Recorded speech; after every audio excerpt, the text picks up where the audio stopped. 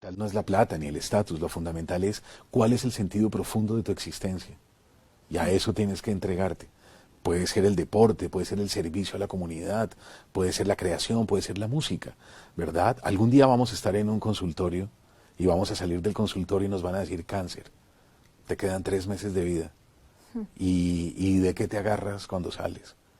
¿Del dinero, de las propiedades, de la fama, del prestigio? ¿De qué te sirve tu ego ahí? Absolutamente de nada. Todo se pone en su justo lugar. Te queda el sentido profundo de tu vida. Varias veces. Yo creo que uno gasta la vida de tanto usarla. Y hay momentos de la existencia en donde uno siente que está agotada, que uno ya no puede más. Entonces uno se repite de mala manera. Los afectos, ama a uno parecido, elige parejas similares, comete los mismos errores, parece dando vueltas y vueltas en un vértigo, en un laberinto interminable, hasta que hay un momento en el que uno para y dice no puedo más, no puedo seguir con esto, no puedo, de alguna manera se siente uno fingiendo, siente uno que ese que ha sido durante tanto tiempo ya no es. Y hay gente que se dedica a defender ese cadáver, a defender ese muerto. Gente que carga a ese muerto de por vida y le da miedo morirse. Total. ¿Verdad? Yo le recomendaría a la gente, déjese morir, muérase. Deje ese personaje atrás. Total. No pasa nada. No tenga miedo. No le dé miedo morirse. Y reinvéntese.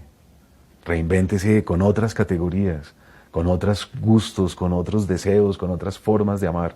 Y creo que a lo largo de la vida hay que aprender a morir muchas veces, ¿verdad? De lo contrario, empiezan a repetirse y a repetirse, y es esa gente que de tanto repetirse se parece mucho a sí misma, son idénticos a sí mismo, cada vez se parecen más, y eso es horrible, eso es una fatiga, y eso también da una falta de riqueza y de generosidad con el mundo. Entonces yo creo que lo más sabio es intuir bien, reconocer esos momentos y morirse. Y yo recuerdo un verso de Octavio Paz en ese momento que dice el olvidado asombro de estar vivos. Eso está en un poema de Paz que se llama Piedra de Sol. Y yo había leído 1000 veces eso. El olvidado asombro de estar vivos. A uno le parece que estar vivo es normal. Y es un milagro. Uno no se levanta por las mañanas y se pone la mano en el corazón. Uno no siente la respiración. Uno no se da cuenta que tiene lo que los antiguos llamaban carpe diem, ¿verdad? Tienes el día de hoy. Tell me the one about the virus again, then I'll go to bed. But my boy, you're growing weary, sleepy thoughts about your head. Please, that one's my favourite. I promise just once more. Okay, snuggle down, my boy, though I know you know full well. The story starts before then, in a world I once would dwell. It was a world of waste and wonder, of poverty and plenty, back before we understood why hindsight's 2020. You see, the people came up with companies to trade across all lands, but they swelled and got much bigger than we ever could have planned. We'd always had our wants, but now it got so quick. You could have anything you dreamed of in a day, and with a click. We noticed families had stopped talking. That's not to say they never spoke, but the meaning must have melted, and the work-life balance broke. And the children's eyes grew squarer, and every toddler had a phone. They filtered out the imperfections, but amidst the noise, they felt alone. And every day the skies grew thicker, till you couldn't see the stars. So we flew in planes to find them, while down below we filled our cars. We'd drive around all day in circles. We'd forgotten how to run. We swapped the grass for tarmac, shrunk the parks till there were none. We filled the sea with plastic, because our waste was never capped, until each day when you went fishing you'd pull them out, already wrapped. And while we drank and smoked and gambled, our leaders taught us why. It's best to not upset the lobbies. More convenient to die. But then in 2020, a new virus came our way.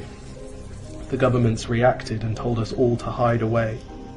But while we all were hidden, amidst the fear and all the while, the people dusted off their instincts. They remembered how to smile. They started clapping to say thank you, and calling up their mums, and while the car keys gathered dust, they would look forward to their runs. And with the skies less full of voyagers, the earth began to breathe, and the beaches bore new wildlife that scuttled off into the seas. Some people started dancing, some were singing, some were baking. We'd grown so used to bad news, but some good news was in the making. And so when we found the cure, and were allowed to go outside, we all preferred the world we found to the one we'd left behind. Old habits became extinct, and they made way for the new, and every simple act of kindness was now given its due. But why did it take a virus to bring the people back together? Well, sometimes you've got to get sick, my boy, before you start feeling better. Now lie down and dream of tomorrow, and all the things that we can do. And who knows, if you dream hard enough, maybe some of them will come true. We now call it the Great Realization. And yes, since then there have been many. But that's the story of how it started, and why hindsight's 20/20.